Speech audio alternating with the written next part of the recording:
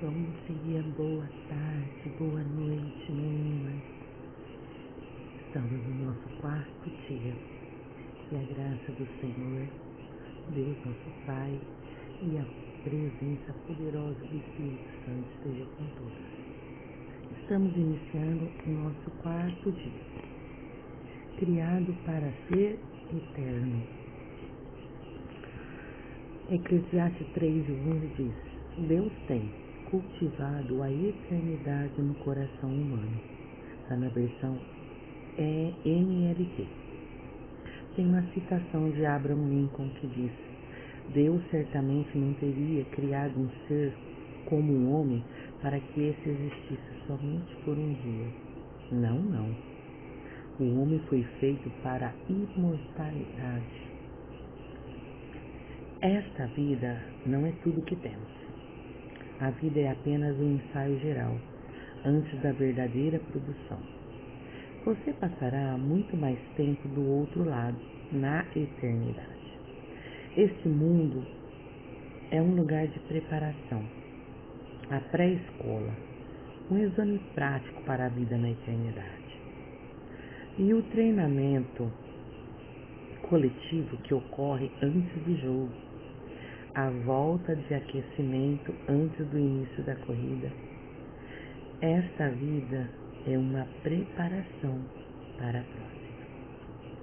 Você viverá no máximo 100 anos, mas existirá para sempre na eternidade. Seu tempo aqui é, como diz Thomas Browne, apenas um parênteses na eternidade. Você foi feito para ser eterno. Em Eclesiastes 3:11 diz: Deus tem cultivado a eternidade no coração humano. Você tem um instinto inato que anseia pela imortalidade.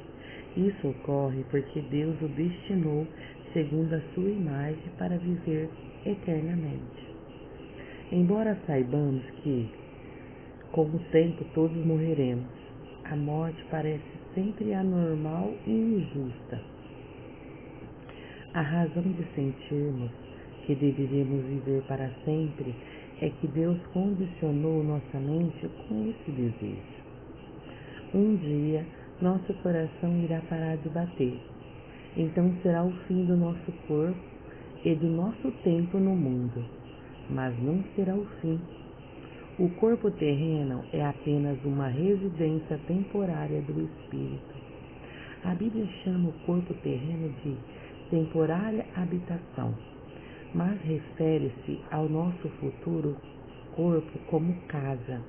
Em 2 Coríntios 5:1 diz: De fato, nós sabemos que, quando for destruída essa barraca em que vivemos, que é o nosso corpo aqui na terra, Deus nos dará para morarmos nela uma casa no céu. Essa casa não foi feita por mãos humanas, foi Deus quem a fez, e ela durará para sempre. Se a vida aqui oferece muitas opções, a eternidade nos concede apenas duas: céu ou inferno. Seu relacionamento com Deus aqui determinará seu relacionamento com Ele na eternidade. Se aprender a amar a Jesus, o Filho de Deus, e a confiar nele, você será convidado a passar a eternidade com Ele. Entretanto, se desprezar o amor, o perdão e a salvação que Ele oferece, você passará a eternidade separado de Deus. C.S. Lewis disse: existe apenas dois tipos de pessoas: as que dizem a Deus, seja feita a tua vontade, e aquelas a quem Deus diz, seja feita a tua vontade. Tragicamente, muitos terão de suportar a eternidade sem Deus, pois escolheram viver sem Ele neste mundo. Quando você compreender plenamente que a vida há muito mais que apenas o aqui e agora, e perceber que a vida é apenas uma preparação para a eternidade, começará a viver de forma diferente. Passará a viver à luz da eternidade e a lidar com cada relacionamento, tarefa ou circunstância de uma perspectiva nova. Subitamente, muitas atividades, metas e até mesmo problemas que pareciam importantes vão se tornar banais, insignificantes, indignos de sua atenção. Quanto mais próximo você viver de Deus, mais as outras coisas vão lhe parecer insignificantes. À luz da eternidade, os valores mudam. Você utiliza mais sabiamente o dinheiro e o tempo e passa a dar mais valor à sua personalidade e aos seus relacionamentos, em vez de valorizar fama, riqueza, realização ou mesmo prazeres. As prioridades são reordenadas. Manter-se em dia como as tendências, com o modismo e valores populares já não é tão importante. Paulo diz em Filipenses 3:7: antigamente eu pensava que todas essas coisas eram muito importantes, mas agora as considero sem valor algum por causa do que Cristo fez. Se todo o seu tempo aqui fosse para ser dedicado unicamente a esta vida, eu sugeria que começasse a viver agora mesmo. Você poderia deixar de ser bom ou ético e não teria que se preocupar com as consequências de suas ações. Poderia dedicar-se a uma existência inteiramente egocêntrica, pois seus atos não teriam implicação no longo prazo. Mas isto faz toda a diferença. A morte não é o fim. Ela é tão somente a transição para a eternidade. Por isso existem consequências eternas para tudo que você faz aqui. Cada ato da nossa vida faz soar um acorde na eternidade. O aspecto mais prejudicial da vida contemporânea é o raciocínio no curto prazo.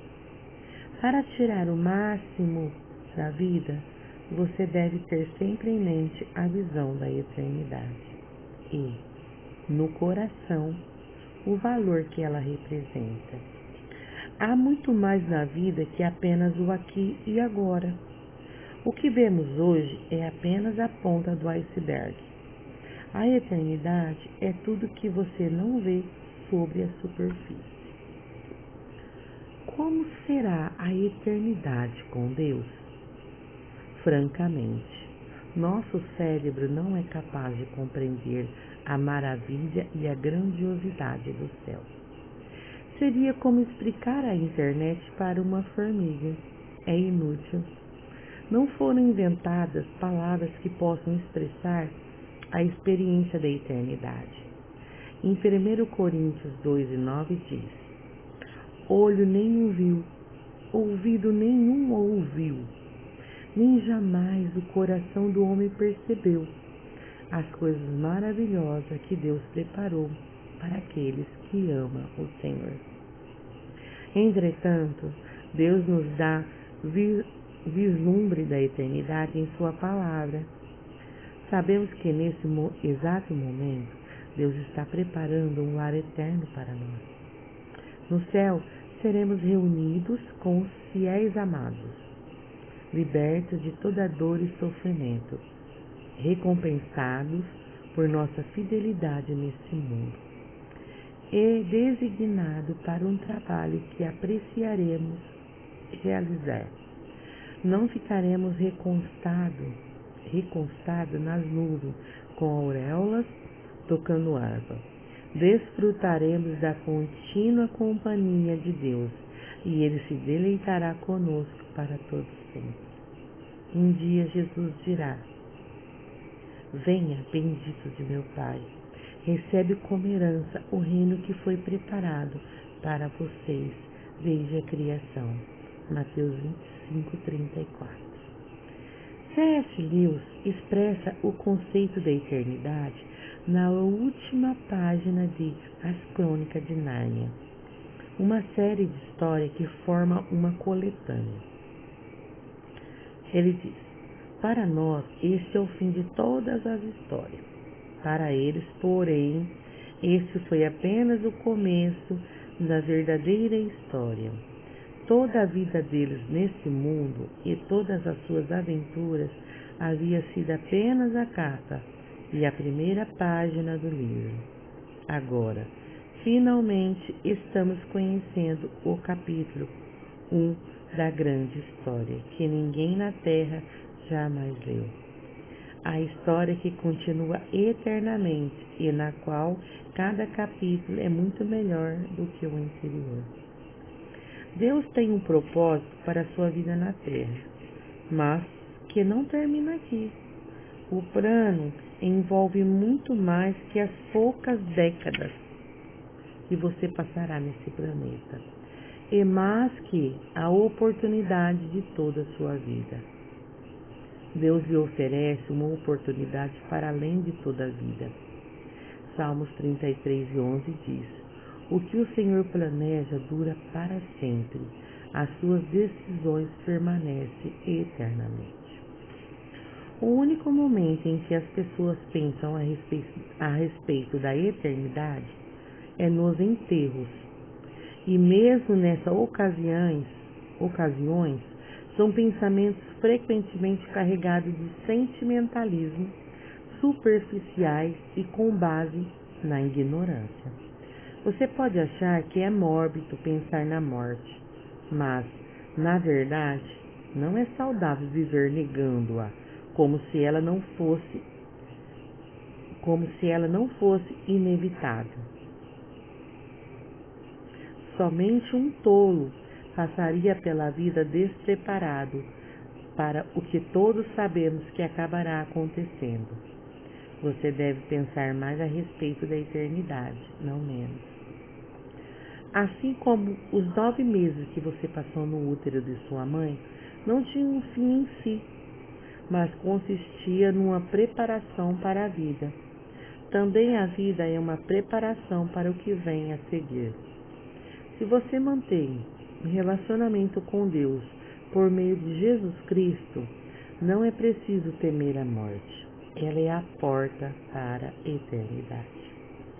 Será o último momento de seu tempo neste mundo, mas não será o fim.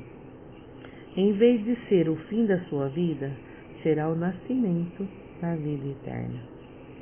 Hebreus 13:14 diz: este mundo não é nossa pátria, nós estamos aguardando a nossa pátria eterna no céu. Em comparação com a eternidade, nosso tempo aqui não passa de um piscar de olhos, mas as consequências durarão para sempre. As obras desta vida definem o destino da que está por vir. Devemos compreender que cada instante que gastamos nesse corpo terreno é tempo gasto longe do nosso lar eterno, no céu, com Jesus. 2 Coríntios 5:6.